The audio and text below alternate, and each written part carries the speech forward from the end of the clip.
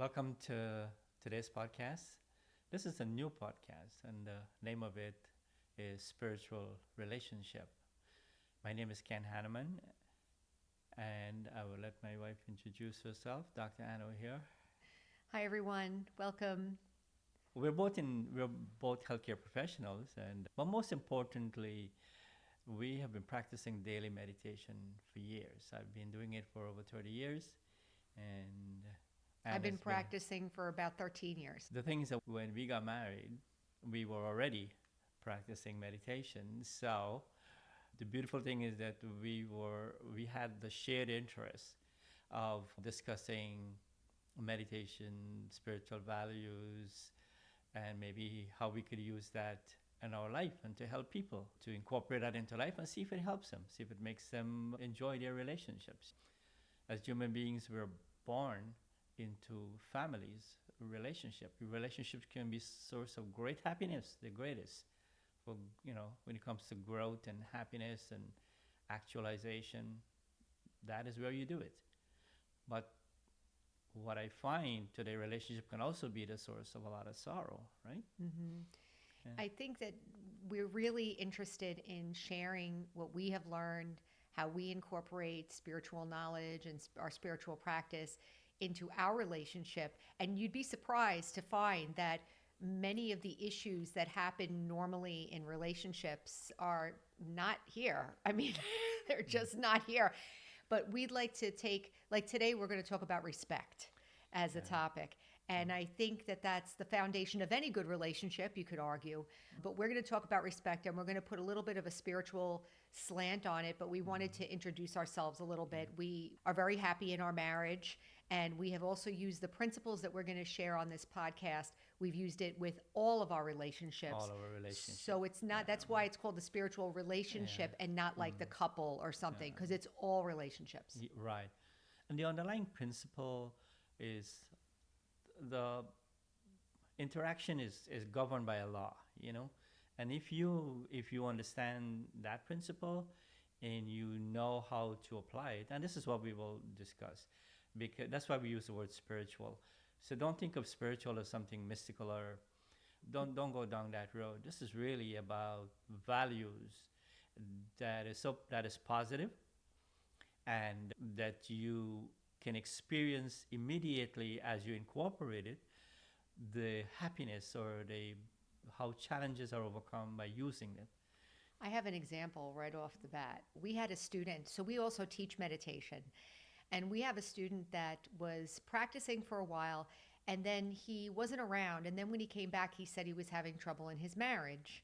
And he said his wife was wanting to separate because she wanted to go into a new profession. And our Oh yeah, student was I remember him. our student was kind of Uh, blown away. Like he didn't expect, and I'm sure probably some of you can relate to this. Like you think everything's fine in the relationship, and then all of a sudden, bam, the yeah. person's not happy and they're ready to go. So what we did was we listened, of course, and then it the topic today is respect. So we gave him some advice actually about how to relate to his wife.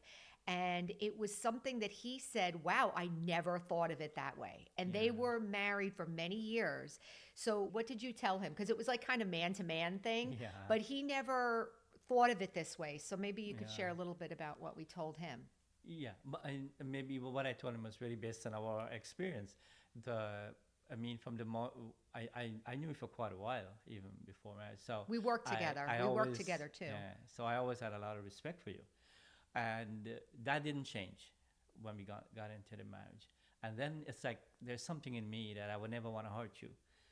And the other part was that I begin to realize that culturally men have certain assumptions about their wives, and sometimes it is not truly equal. So I begin to see, based on spirituality, that my part is to always hold that respect for you and to know that each one of us in a relationship want to feel valued. So I was explaining to him that why not step back and maybe don't think of yourself so much as a husband, but think of it as this is a wonderful soul that has come into your life, and maybe try to find out, like, what is it that she wants, and what is it that will her hopes and dreams, and see how you can share that. And one other aspect that we were sharing was what we learned in spiritual practice is that the male and female roles, like you just alluded to, maybe we can take another look at them.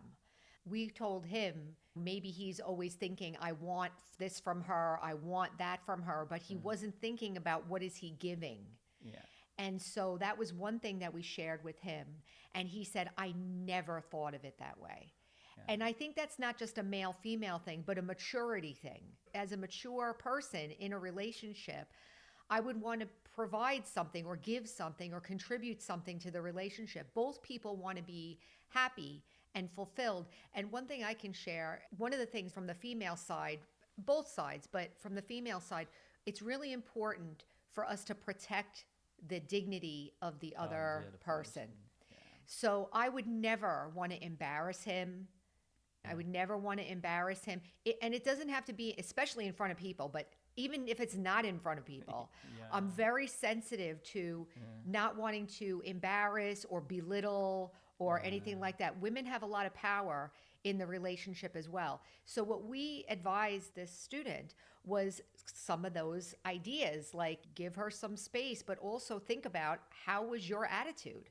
Yeah. And something that became very apparent to me was culturally, we come from different cultures, and I realized that I had certain assumptions about women, and and I'm beginning to look at it, give it a second look, and I'm wondering, is it fair? Is it just?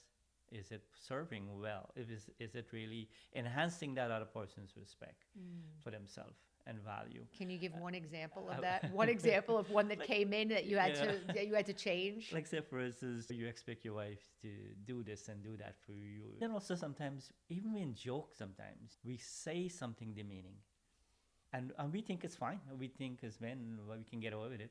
She's gonna forgive. She can't. She doesn't have a choice or something like that. And one thing I try really, really hard to not even in joke to say something demeaning. And because if I do that, it becomes a habit. But I am not sensitive to how, at that moment when I say those words in jest, that you might have a little tinge of, am I measuring up or something? Like a little hurt, like, yeah. Because a woman always try to please and try to make the marriage work. Well, why she should be doing all the work? So this is all related to what we shared with that student, because maybe on the male side of things, maybe he didn't think of that before, and he didn't. He said, I never thought of that before. So this isn't just about male, female. It's about maturity, and it's about respect, and it's about caring. Like, I care about how the other one feels about themselves. And one thing I can share about our relationship, because we were interested in spirituality before, we each have our own aim in our own progress or our own personal goals, let's say.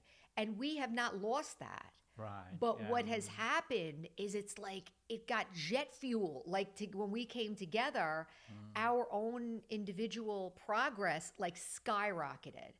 And in my opinion, I feel like a marriage like this is the best blessing of human life. Because if you have a spiritual aim and you really have a goal for yourself, and then you have someone in your life that has a goal for themselves, and you're committed to not only for yourself, but also to enhance the other, there's no greater blessing. One beautiful practice we have is in the morning we get up together, and then we would have them spending some time in meditation. But after that, we'll have a chit chat. With coffee. With coffee. It's like coffee chit chat. It's the coffee time, Yeah. coffee chit chat. And it really, it sets the day for you. But it's spiritual chit chat. It's like what's going on with us, or it's like a.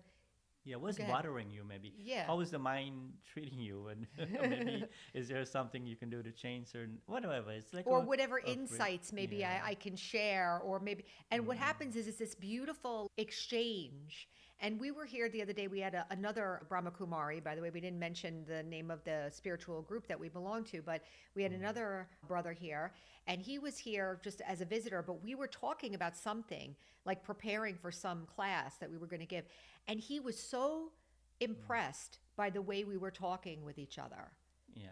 that it's possible to be able to be in a relationship with someone, with everyone, actually, with everyone, but let's start with one, Yeah. where I can be myself, authentically myself, and that one's themselves, and there's no friction in between. So there's a natural flow of ideas. Things get done, like we make decisions all the time with money and things like that, and there's no, it's so effortless. Yeah. For me, one thing I realize, I always put the other person's feeling first rather than maybe the problem. Problems come, challenges come, but that doesn't mean that even though we have difference of opinion or a goal or something, that we can't keep the conversation um, Constructive, like, constructive, yeah. you know. And this is where culture comes in. Sometimes people tend to default into shouting or into demeaning Or defensiveness, yeah.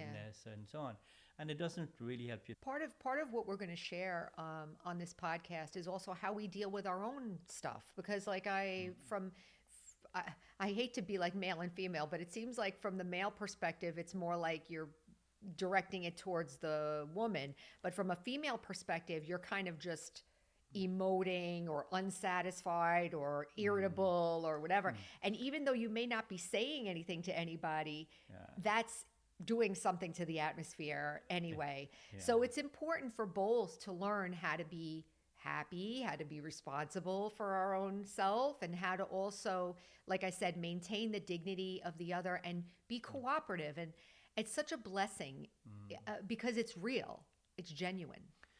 And this brings us to this, like I was talking about, the underlying principle of we call it the law of karma, The law of karma. or whatever. What I find is that the highest karma is performed in marriage or in families, because you are so close to each other that you're impacting each other not only through language or through words. You're impacting by your behavior, by your body language, by the words you use, by the way your attitudes to life. So you're speaking or you're communicating in so many different levels.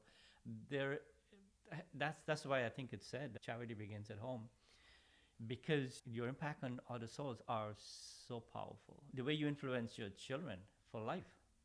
And we're going to be talking about the different relationships like parent child, siblings, all Yeah. different relationships, because they're all a little different in one hand, and on the other hand they're the same because Yeah. it's souls. But it's really interesting to take a look at these different relationships, maybe relationship between as an employee with a boss, or as a boss with an employee, or there's all different relationships out there. But specifically with family, I think you're right. I think that feeling that blood is thicker than water thing, what does that mean? That means that there's some kind of connection.